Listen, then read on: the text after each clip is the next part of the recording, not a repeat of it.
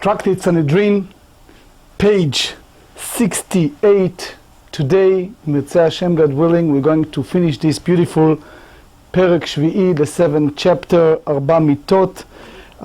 Today we are going to deal with, first and foremost, continuation of the subject,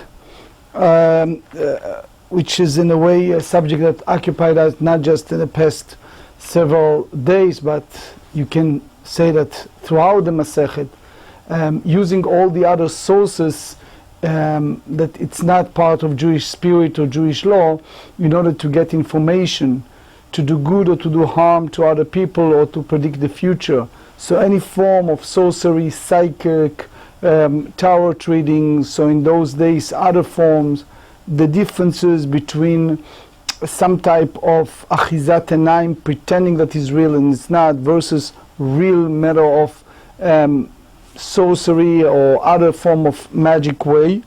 So in general there is a contrast. There is a beautiful book written in Hebrew by the late Chazon Ish, the great Rabbi Karelitz of Bnei Brak, in regards to bitachon, faith, and in that contrast he elaborates on our sugiyot, how serious it is, because the first one will be again, this Talmudic time, it's hard for us to get the concept, but it's like they collected cucumbers and put them together by supernatural or not usual way, and not in a fake way, that real way.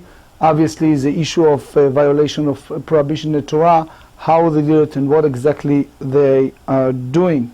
We're going also to touch the subject of 10 martyrs, Asara Urigei Malchut. We are close to Yom Kippurim. We need to know the background, especially the mystical background. There are numerous sources. One of them, it's a book called Dvarim Nechmadim from the Bnei Yisachar, which again was a great rabbi and Kabbalist in the past generation, who match souls, which means he tried to tell us the story of the 10 martyrs in conjunction to those original 10 brothers that some of them did not treat Joseph properly, put him in a pit, wants to kill him, sold him to the enemies, and not only the on-surface connection, but also the transmigration and further connection derivative from our sugya. We're going also to learn the prohibition against using name of God, not in a sense of pronunciation or writings, but using it to create amulet or to create something that either cause harm or heal to other people. And one of them is the fascinating story of Rabbi Yehuda Chassid. Is a great rabbi that lived at the 11th century, and the story goes with his students that was able to do something to avoid harm from them, and obviously the consequences. So as you see, today is the fascinating subjects. Many of them I believe will be new to you, at least to this crowd. So let's start with a 67b, the very last line. Amar Rabbi Akiva Mishum Rabbi Yoshua. In the Mishnah, Rabbi Akiva says that the name of Rabbi Yoshua, when you have two entities, two people who get together cucumbers by sorcery, so you have a situation, soon you see how one of them is exempt because it just achizat enaim is just deceive the eyes, versus the other one is liable because he have a real sorcery. And as we explained based on our previous shiurim, the machloket between the Rambam and others, when it's a real nonsense and the deceiving of eyes, versus when it's involved with kishuf, with some form of violation of Torah law of sorcery. Page 68. Veha Rabbi Akiva me Rabbi Yoshua Gamirlei. So here is a long braita how Rabbi Akiva learned in regards to this kind of collection of cucumbers. As we said many times, the Maharal and others said that it was one of those things that in ancient time they are familiar. So here we go further. והתניא כשחלה רבי אליעזר נכנסו רבי עקיבא וחבריו לבקרו. I assume that some of you remember that a very famous Gemara, that the Gemara in Tractate Bava Metzia, page 59b. It was a unfortunate dispute between Rabbi Eliezer and others, and you can go and watch us or see it. So, in short, Rabbi Eliezer, which was a great Talmid Chacham, great rabbi and Torah scholar, was put under ban or excommunication. So, close to the end of his life, when he was very ill, so Rabbi Akiva and other disciples came and visited him. Hu yoshev kinof bekinof shelo. So he sat in his parlor, and if you remember in Tractate Sukkah, that's a bed that they have 4 pillars in the 4 corners. Those of you who are familiar with the ancient French history, so you see the Louis IX and others, they have those parlors with 4 pillars. That's Rashi tells us. Vehen yoshvim bitraklin shelo. So they are basically sitting at the parlor. So he have this, I'm sorry, I misuse a parlor. They use a canopy bed, and I'm using the Korean translation. So they were sitting in his parlor. Ben Yehuda said that because he was Beni Dui, he was in excommunication, so they are kind of a quandary. They want to know if he is calm when they're about to visit him. But anyway,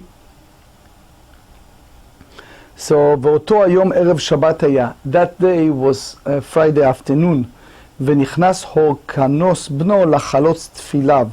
So because it's Shabbat, we don't put tefillin on Shabbat.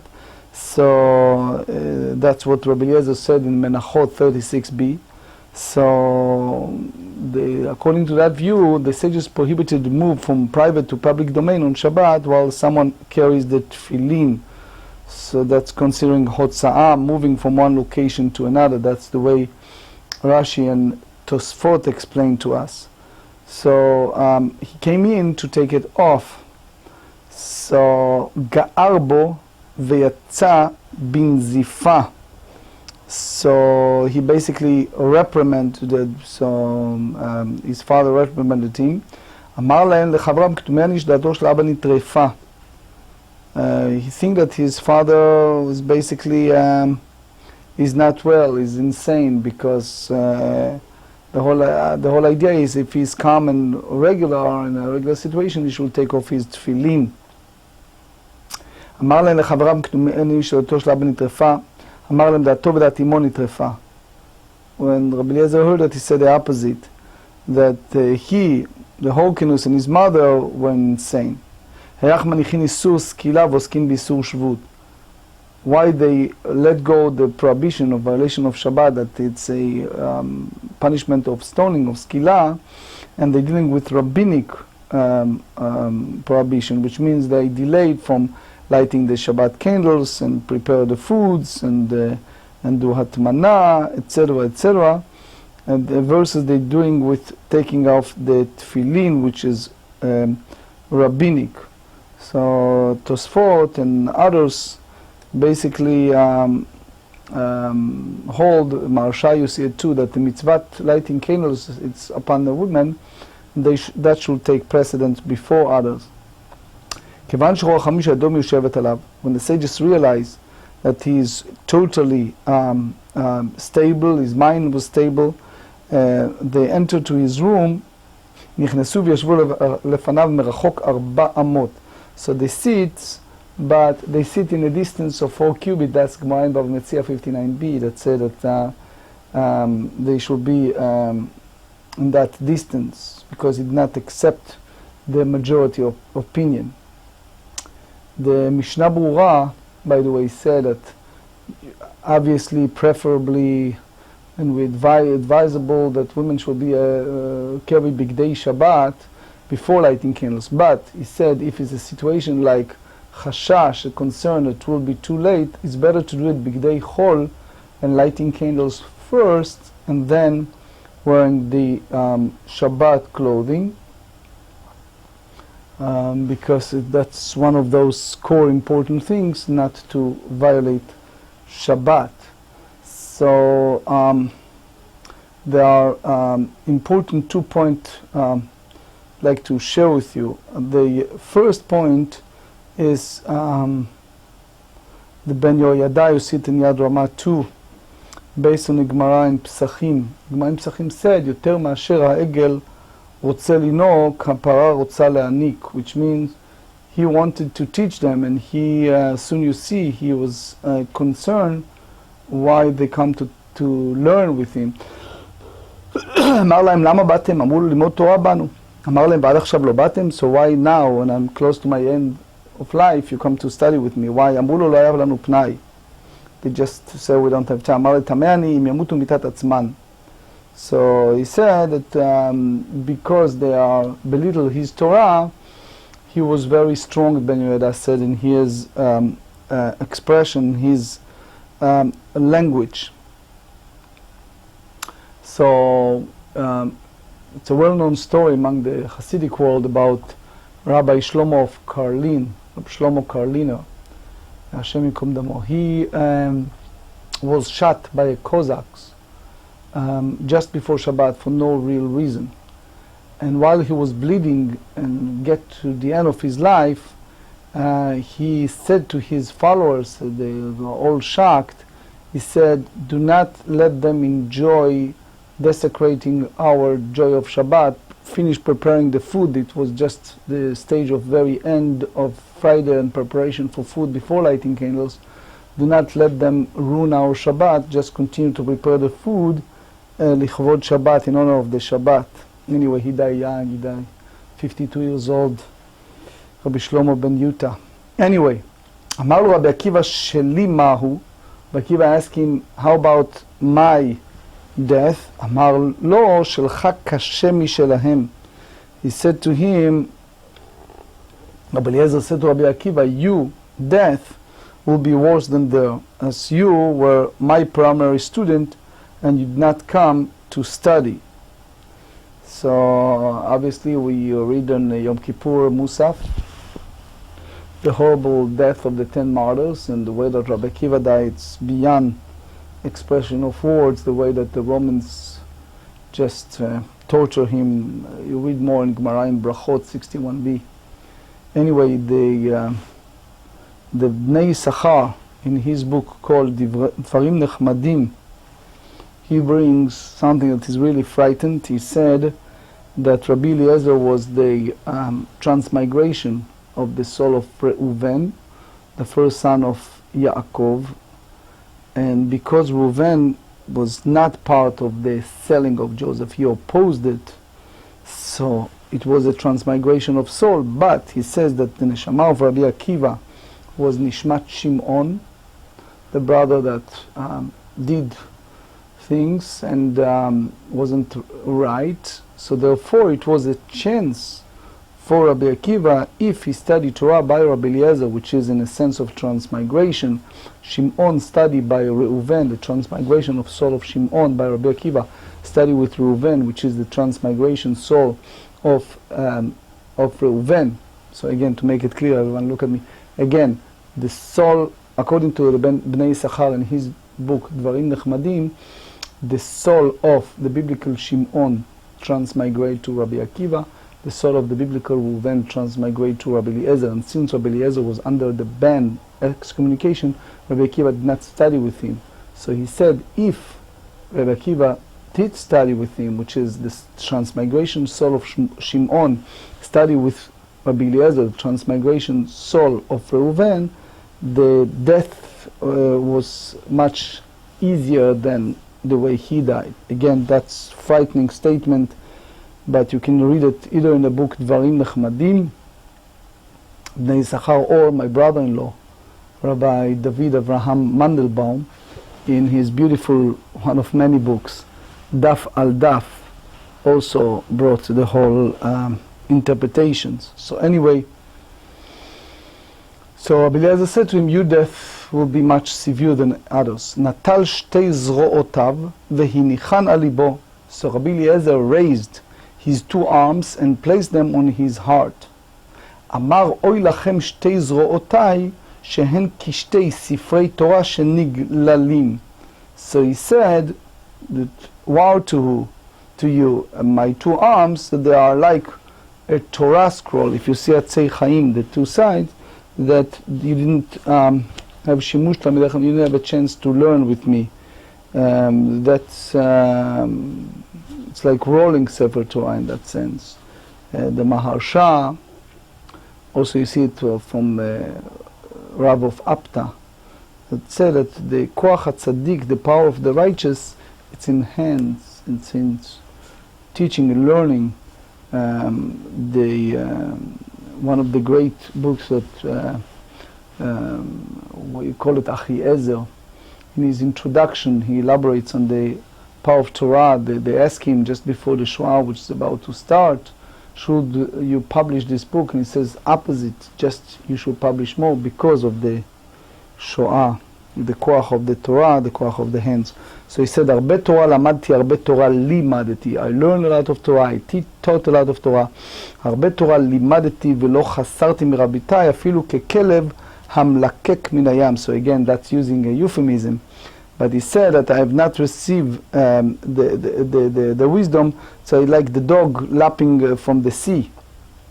הרבה תורה לימדתי, it's a lot of Torah I taught, ולא חיסרוני תלמידיי, and my students have not taken away from me, which means they have received from my learning, my wisdom, אלא כמכחול בשפופרת, like tiny amount of paintbrush removed from a tube of paint. So that's a language of respect. Since I mentioned my brother-in-law, so in his book Daf al Daf, he brought the Siftei Chaim, and also the Magid Yerushalmi, Reb Shabtai Yodelevitz. In very, very short, he tried to compare the dog that licked from the water versus Mikchol B'Shfoferet, a little paintbrush that removed from a tubes. So he explained that that's the difference. The dog is always want more. He never satiated. Versus the others, the person take just according to his wishes. So that's what he gets. Anyway, ולא עוד אלא שאני שונה 300 הלכות בבהרת עזה. Also, I'm teaching 300 halachot with regards to a leper mark, leprosy, which is when and where and how you recognize a different form of tzarat, of leprosy. So the Rav of Rajin is the one very famous that have the Ptil Techele, that claim that he discovered the blue fringe or the tzitzit. So he said that Baheret here applies to no one should have it, the cancer diseases, and he bring a tremendous amount of proofs that the Talit Katan and Ptil Dechelet is a protection, but basically he holds that Baheret is form of cancer disease. Anyway, ולא היה אדם שואלני בהם דבר מעולם חוץ לא, he said, ולא עוד לשני שונה 300 הלכות, ואמר לה 3,000 הלכות בנטיעת קישואים, which is, as the Rashi, you see much more in the Maharal, that so many halachot in regards to put together cucumbers, obviously in a kishuf, in a magic way. So obviously, ולא היה אדם שואלים בהם דבר מעולם חוץ מעקיבא בן יוסף. Excluding Rabbi Akiva, no one ever asked me anything about this. So the Reb Chaim Bevolozhin explained that's the difference between Moshe Rabbeinu and Bil'am Marasha. He says Moshe Rabbeinu, Moses, it was from the Kmonesher, is like the eagle. So he see the light of the day during the day. Versus the Bil'am, the idea of bat or those impure animals that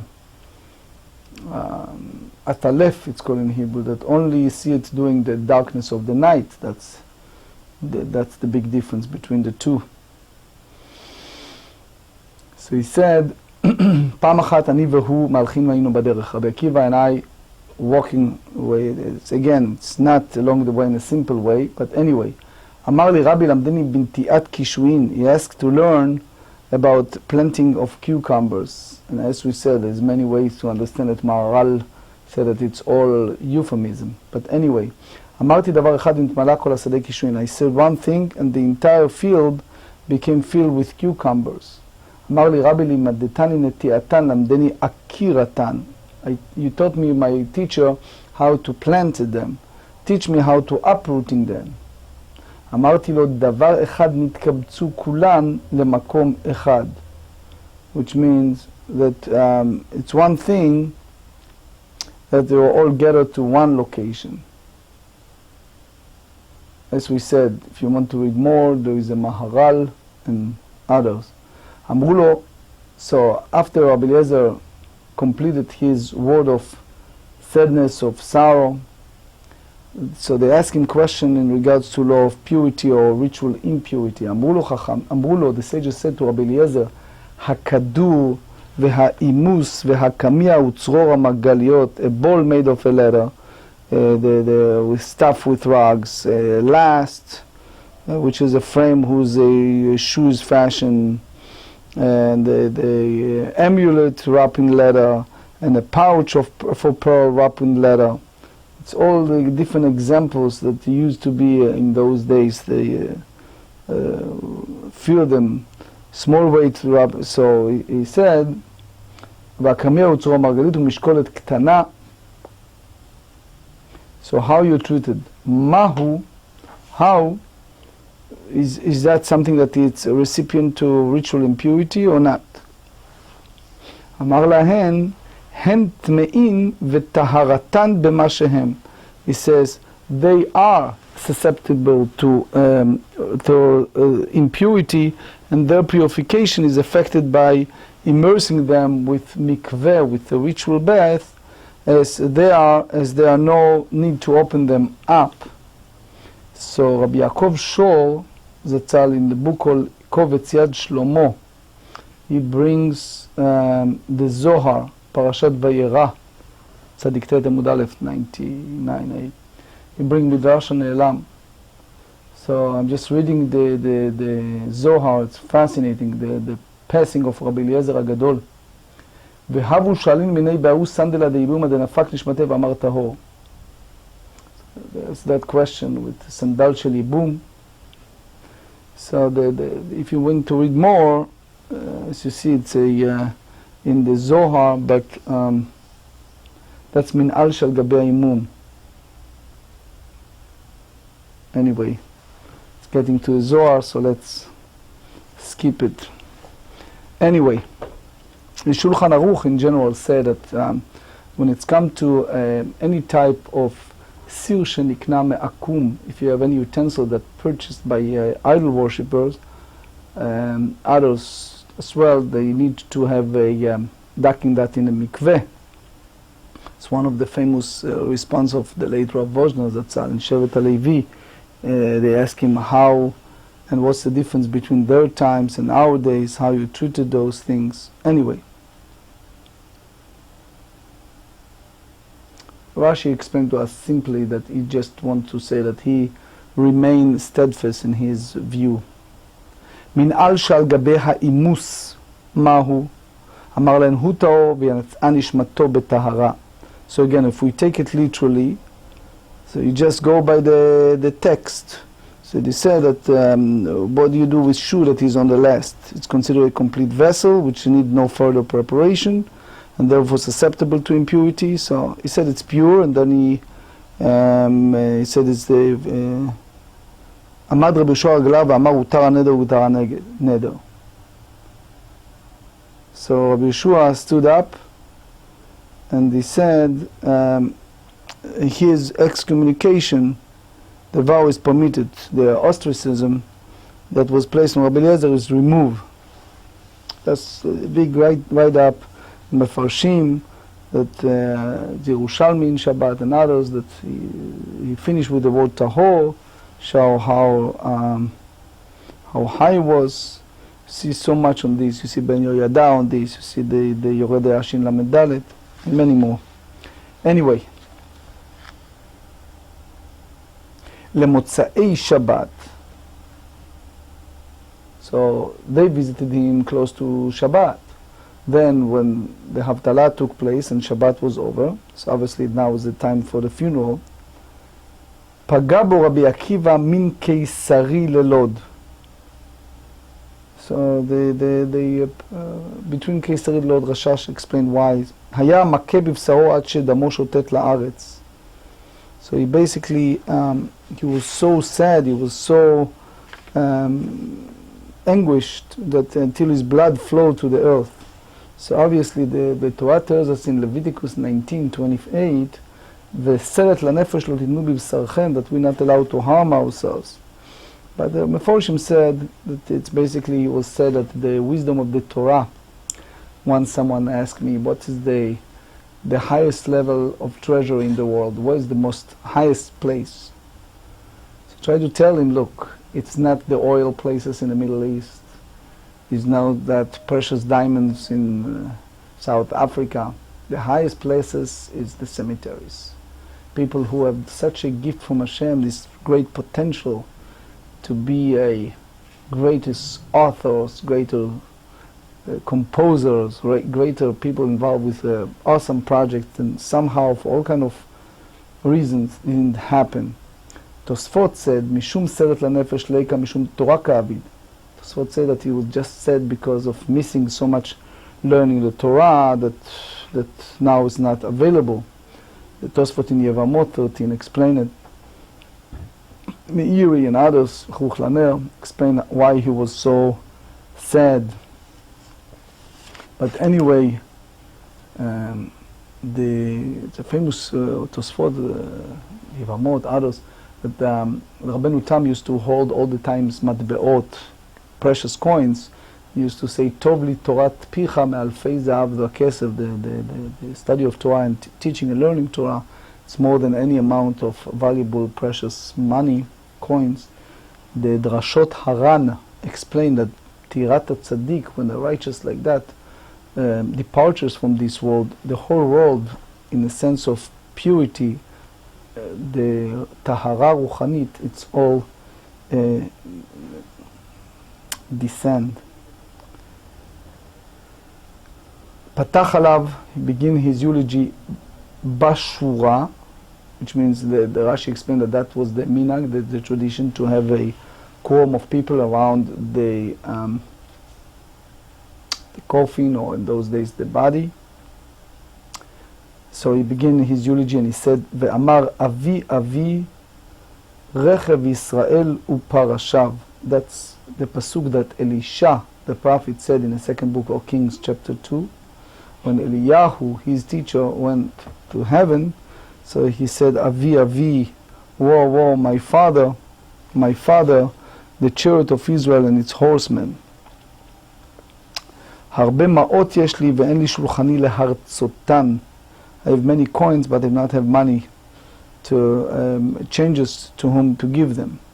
So obviously that's euphemism. He meant to say that I have so many questions, so many clarification needed, but your death, I have no one to get an answers. Alma mikan me Rabbi Eliezer Gemara, which means that many questions Rabbi Akiva get it from him, from Rabbi Eliezer Gemara, Rabbi Eliezer velo svara, hadar gam Rabbi Yoshua v'asbara ni alei. So Gemara said he learned from Rabbi Eliezer, but did not understand it, but then he learned from Rabbi Yoshua, and he clarified, he extrapolates, remove all the obfuscation, and was able to lucidly not only learn but also teach.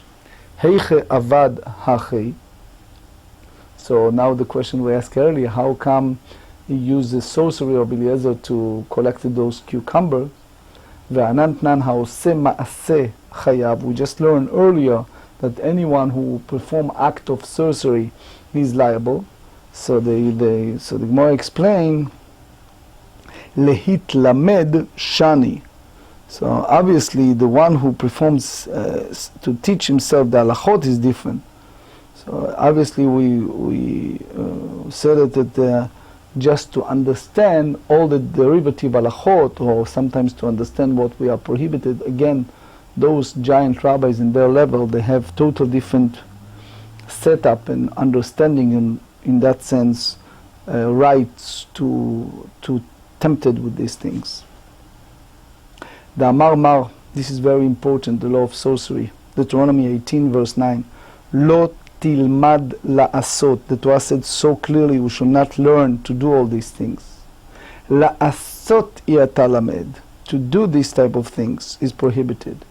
Aval ata lamed lehavin u'lehorot. But you can learn it in order to understand the matter and teach to others all the derivative halachot. So they explain that the time of the Sanhedrin, they used to put sages who knows all these tricks and sorcery and everything else, so they can treat it, they know how to deal with those sorcerers, as the Gemara said on page 17. There's a famous story about Rabbi Yehuda Chassid. Rabbi Yehuda Chassid, even he lived in the 11th centuries, many rabbis believe that he should be one of the Amoraim or even Tanaim in a level. So the story goes that his disciples, Talmidim nichnesu laya'ar, they entered to one of those orchards, and it was robbers who wants to kill them. And the students used the holy combination of holy names of God, and eventually they get rid of their robbers, or they will survive, either way. And they regret that they went to that point, that they use all these forbidden name of God, the combinations and things like that they use. Obviously you can ask about the Maharal Miprag, that you have the golem, but again that's for the sake of the community. You can use the Khatam Sofer, that one time as a lion ran out of a zoo, and it was a feeling like almost kill him, and suddenly someone find a way to shut the lion. So the Khatam Sofer said, thank God, because I was about to use names and I didn't want to do it. So basically those who are capable and know it, we are prohibited to use this, saving life maybe, but in general it's not. So anyway, they come to him and says, what is our tikkun? What should we do to rectify that idea that taking the name of God and use it? And he said to them, I have no other solution but only next time when people like that come and wants to kill you, they will be successful. And the story goes that his student shortly afterward, again it was another group of bandits, robbers, that basically slaughtered Rabbi Yehuda Chassid students, and that basically their takana was told that. So the derivative, it's a big warning to all of us. Nowadays we are repleted with vicious literature from people who claim either they know something, or most of the cases the charlatans that claim they know combinations of name of God and combination of amulets, and making protections to people and ask people to use that, or to use their service, or they use their books, or they use their literature and more. We should be very, very careful. That's very dangerous materials. We shall not occupy this, as the Torah tells so clearly in the book of Dvarim. Tamim tihiyeh im Hashem Elokecha, and Rashi explained to us that we are commanded, that's part of our challenge sometimes, Litalech bitmimut velo lidrosh achar ha'atidot, which means we have to go with wholehearted with our Lord. Do not try to have this tempted. It's like you challenge what's already in heaven. They said it, and whatever it is, it's for good. Hadran alach arba mitot. God willing, Mirtzeh Hashem, we're going to revisit this beautiful Tractate Sanhedrin, Tractate Sanhedrin, and chapter 7, Perek Shvi'i, Arba Mitot. Page 68b, we start the Perek Shmini, the 8th Perek, based on the Dvarim Kaf Aleph, Deuteronomy 21, the stubborn and rebellious son, Ben Sorer Umoreh. We learn many times that the rabbis tells us that it never happened just to get schar, to get reward for studies itself. And obviously there is a lot of derivative halachot from the concept of Ben Sorer Umoreh. The Meiri explains that it shouldn't be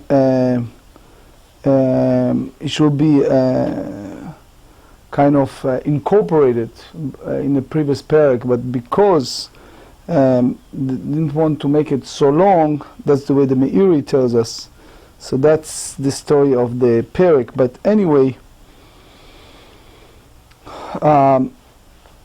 since we have this list in page 53 of all the niskalim, all those people who receive stoning, so therefore they elaborate on ber soer umoreh.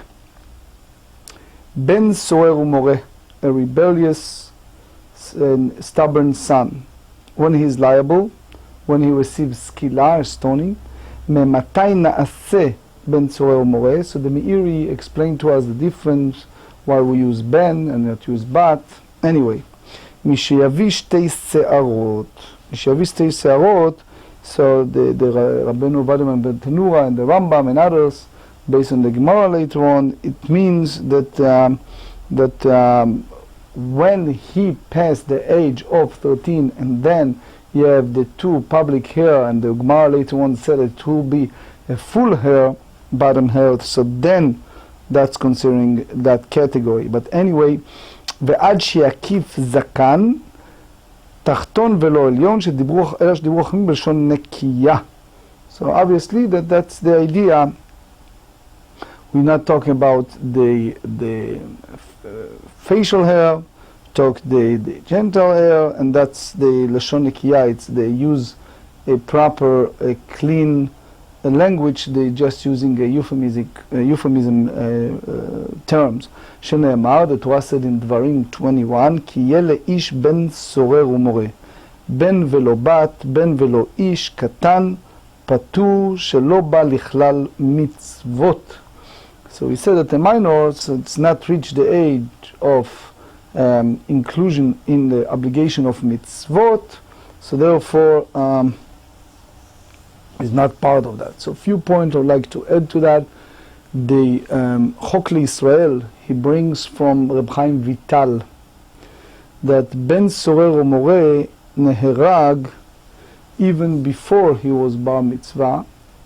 You see it also in the Sdei Chemed. Sdei Chemed in general challenged that. He said that here you see in the Mishnah that it's specifically from the age of 13 that bring two se'arot, because that's the din gadol. But anyway, you can read both Chok Israel Bri Reb Chaim Vital and the Sdei Chemed, the difference between the two. But in general, there is a Rambam Ilchot Mamrim, chapter 7. I'm reading from the Koran edition.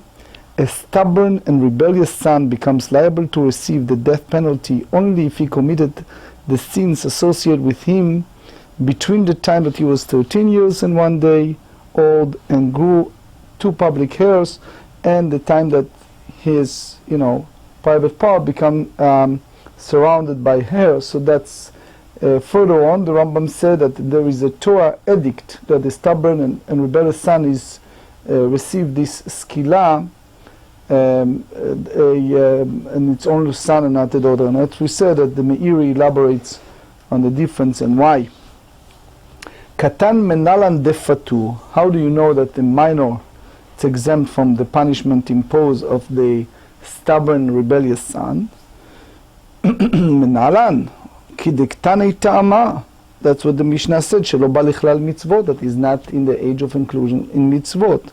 Vetu hach heicha ashkechan de'anash hakatuv de'hacha liba'ei kra lemifterei. So the question is, so you don't have, merely fact that you don't have a pasuk that require him in order to exempt him, so that's the understanding. The great Rav Moshe Sternbuch was my neighbor when I lived in Har Nof in Yerushalayim, and many other poskim. Based on that, they ask a question: if you have a bar mitzvah boy, that his bar mitzvah start on Motzei Shabbat when we do the Havdalah, and then he enter the time of the bar mitzvah. So can he motzi achirim yedei chova? Can he basically exempt others? Because when we do Havdalah, mavdil ben kodesh lechol, katan is not kodesh, it's only din chinuch. So the question is that the same you see in the Chatam Sofer. He asked the question about Motzei Yom Kippur. We usually have the mitzvah of Tosefet Yom Kippur, but is that Tosefet midoraita or midrabanan, especially based on the question of Katan? Anyway, Anan hachi kamrinan atu בן צורר מורה על חטאו נהרג, על שם סופו נהרג. He is executed because the end, וכיוון על שם סופו נהרג, אפילו קטן נמי, ועוד בן ולא איש, קטן משמע. אמר רב יהודה אמר רב דאמר קרא כי יהיה לאיש בן הסמוך לגבורתו של איש. So בן הסמוך לגבורתו של איש, that is a time that is close to his full maturity, but not a younger boy. So the Mishnah said, ועד שיקיף זקן התחתון, until he grow a lower beard. So they said, רבי חייא עד שיקיף עטרה, תני רבי חייא עד שיקיף עטרה, כתר רב דימי אמר, הקפת גיד ולא הקפת ביצים. אמר רב חיסדא, קטן שואלים בנו נעשה סורר מורה, שנאמר כי לאיש בן ולא לבן בן. So the Gemara asks, I'm just reading it first. היי מבא ללך דרב יהודה אמר רב, אם כן, למה קרא כי יהיה בן לאיש, מהי כי יהיה לאיש בן, שמאמינה לך דרב חיסדא, ואם קראו לאח יהודעתה, אם כן, למה קרא בן איש, מהי לאיש בן, שמאמינה תרתי. So basically we derive both that the minor cannot become a stubborn and rebellious son, and that if a minor father a son cannot become a stubborn and rebellious son. Upliga de Rabbah, the Amar Rabbah Katan no molid, and that's important because soon you see how Rabbah, the Rav Chizda, the statement disagree with the opinion of Rabbah. Rabbah said that the minor cannot father a child, meaning he's not capable to have children. Shenemar, the Torah said in Bamidbar chapter 5 verse 8, V'im en le'ish goel, if the person who's robbed, he doesn't have anyone to bring the what was stole from him back. So so you need to bring it to the Kohen. So וכי יש לך אדם בישראל שאין לו גואל? Is anybody among our people that doesn't have a relative? So all the members of the Jewish people are related, because we all descendants from Yaakov, and therefore every person is a relative that they inherited from him. So in general, the whole idea of Nachalot, we go by the descendants of Yaakov. The point of Bava 109, you see it's also here where she here, so that's the way we go by the way of Nachalot. Ella begezel hager hakatuv medaber. Here we talk about a relatively rare case, a robbery that was taken from a convert. So we know that is a kekatan shenolad dami. We treated the convert as a newborn child. So that's he doesn't have the tie to a regular mature parent or relative as far as the halacha is concerned. We're not talking biologically, right? It's a Rav Sternbuch in his book Betzel HaChochma, he dealt with a situation like that. Someone is a tinok shenishba, an unreligious fellow, that if I'm not mistaken, it was a case for his community in South Africa. But anyway, a fellow married a non-Jew and they have several kids. He brought them to Israel in an observant way, and then his ex contacted the authorities and they after him. It was Shabbat, and the question is, can he leave the country and go elsewhere in order to keep the children in an atmosphere of observant of Judaism or not? You see a machlokot, Rabbi Yashiv, Rabbi Sternbuch, and other contemporary Rabbonim. Do we allow desecrate Shabbat in order to observe other Shabbatot, or not allowed to desecrate Shabbat regardless? But his derivative is from this idea, and you see more on that both in Bava Batra, page 115, and Bava Kama, page 110. Page 69, Ve'amar Hamana Ish, the merciful one, meaning the Torah, said clearly the word Ish, meaning man that has no relative, that it's only in the case of a convert who is man, Ish, אתה צריך לחזור עליו. You must go around and seeking whether he's not have a relative, children that were born to him after his conversion. אם יש לו גואלים ואם לאו. קטן, אתה צריך לחזור עליו וידוע שאין לו גואלים. So a minor, it's well known that he doesn't have relatives.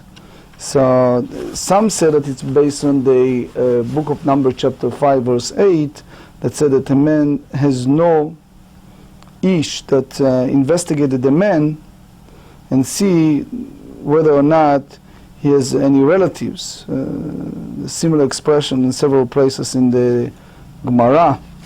But the Rambam Ilchot Gneva V'Aveda, chapter 8, said if someone stole from a convert who had attained majority and died, he must seek out whether or not the deceased has an heir. If the convert was a minor, the thief is an issue. It's basically, it's very hard to not require him to conduct such research, because we assume that he have no hair. But I always said in those cases, should ask a prominent posek. Person should not make the rule by itself. Eitivei abayei ish. The Torah said in Vayikra 19, ish, a man. So we said, En li ela ish ben tesha shanim v'yom echad sheru lebiya minayin. If he's 9 years and 1 day, that is in a category of the Torah, it's already befitting to cohabited. So how do you derive Talmud lomar ve'ish, and if a man? So the extra letter vav, and we derive from that it's include a minor who is 9 years old. It's already that age that he can perform complete intercourse. אמר לי, יש לו ואינו מוליד כתבואה שלו הביאה שליש דמי. So Rabbi the Rambam and many others disputed when it's come to Avat Korban, being the offering, how you treated those cases. But anyway, he said that it's like a grain that was not yet reached the 1/3 of its growth. So such is, even if it's planted, does not grow. So the Tosfot over there, and you see the Ran, and many others ask a question about Caleb, the biblical Caleb. So Caleb was the man that go on the right path. He wasn't part of the conspiring spies, and he and Yoshua there. So the Midrash said that he is Zachal Olid Ben Shmone. At that age he was already have a baby. When the child, we all know in the Torah, and you see the Divrei Yamim, his child was named is Hur. And he is also merited to have its sign by the name of Uri. So the Midrash said that he was merited when he built the Mishkan, the tabernacle. Caleb was 39 years old. So like great-grandfather, Saba Rabba, young man. And his great-grandson is the one who built the Mishkan, the tabernacle, Betzalel. He said also about Achitophel, that he committed suicide at the age of 33, but he has a grandson, a nin, by the name of Shlomo, Solomon, the son of Bathsheba, that she was a granddaughter of Achitophel. So the question is, you see here a very clear source that Katan Molid, the truth is a big machloket between the Rambam and the Ramban. How do you interpret the years in the Torah? But anyway, the simple answer is that in our days, ishtanu hativ'iyim, which means the nature of people different. So therefore, the length of life, the nature, the food, the environment, etc. It's all different. Anyway, the Chizkiah Tana v'chi yazid ish. So they said, ish mezid umazriya ve'en hakatan mezid umazriya. Amar lerav Mordechai lerav Ashi, ma'im mashma da'ai mezid lishna devashuleihu, dechtiv vayazed Yaakov nazid. So here from the pasuk you see that Yaakov cooked a pottage in Bereshit 25:29. So it means that the uncle who said Ubashil Yaakov Tavshila, that men can do it, Katan lo molid, that's the view. Va'atane dever Rabbi Ishmael ben veloav echidame. Ilamadi abar batara ite shte se'arot volid mikamed elakiv zakan mi'ikashrut kuleai. Va'amar Rabbi Krus Pedai, כל ימיו של בן סורר ומורה אינו אלא 3 חודשים בלבד. So here it's important. So we still not dealing with the source of the makor of Rabbi Krus Pedai. We just dealing, Rashi said that the concept of Ben Sorer, the Binyan Shlomo, the Marsha and others dealt with the concept. The idea is that he said that the entire time during which is possible to judge and sentence a stubborn and rebellious son is only 3 months, the time between the appearance of 2 public hairs and the growth of a beard around the genitals. So consequently, it is impossible for a child to be born to a stubborn and rebellious son during the period. El alav, the מקמי דלייטי שתי שערות והוליד מקמי דלקיף זקן ושמע מנה קטן מוליד. So Gemara said, לא למדי אבר בתר דהייתי שתי שערות והוליד בתר דעקיף זקן. So the Maharsha said, they don't hold it, רבי יונה don't hold it. Anyway, ולקקש דרבי קרוספדאי, כי את הרב דימי אמרי במערבה, the teachers in ארץ ישראל, בן ולא הראוי לקרותו אב, which is a very interesting concept, that the pasuk does not exclude someone whose child was born during the period, but rather the one whose wife conceived during this time, and that he was fit to be called a father. Obviously, it's you go to some countries in the world, you see people like that, that's so young, they have children, Africa, Central Africa, and other places. But all of that is follow Rabbah, that said that the minor cannot have children.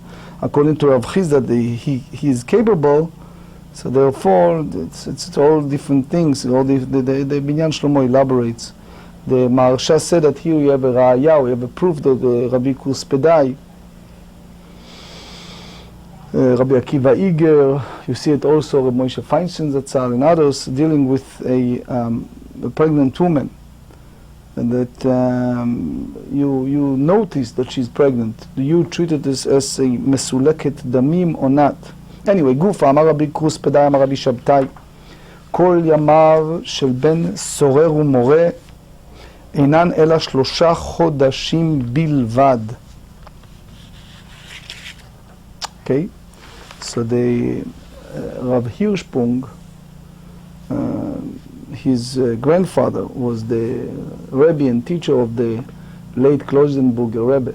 So he wrote a beautiful book called Minchat Solet. Based on this Gemara, he brings the Minchat Chinuch. The Minchat Chinuch said that the only idea of Katan Molid tried to say that that's apply only to a Jewish minor. So the Minchat Solet asked a question, that's Davar Shebateva. How can you differentiate between Jew and non-Jew when it's come to the law of a minor? But he have a long explanation based on the Sugya how. You can read it, Minchat Solet, it's a beautiful book. Anyway, V'anan tnan mishavi shte se'arot ve'ad shiakif zakan. We learn that it's from when he grow 2 public hairs until he grow a beard around his genitals. So even it's past 3 months from the time that he have 2 public hairs. So they said, he keeps zakan, אף על גב דלא מלו 3 חודשים, מלו 3 חודשים, אף על גב דלא הקיף. So again, the derivative from that is what is the time that you recognize the baby. According to the understanding of the sages, there are 2 types of pregnancies. One that the last 9 months, and another that the last only 7 months. But the birth that follows, it is nevertheless considered full term, because you have the way that rabbinic writing is the pregnancy are distinct from each other. It's not clear whether or not the phenomena found in one type are also found in another type. And tomorrow, Mitzvah Shem, we're going to deal with all idea of question like you have those days that don't have DNA anyway, so we basically not allowed to widow or divorcee to marry the first 3 months after the either divorce or passing of the husband. And one of the issues is situations like that if she deliver a child, you don't know if it's from the first husband or if from the second husband, and obviously the derivative is has a severe consequences. So we're going to talk tomorrow about Reb Shlomo Eiger, the son of Reb Akiva Eiger, and response when it's come to this, and more coming.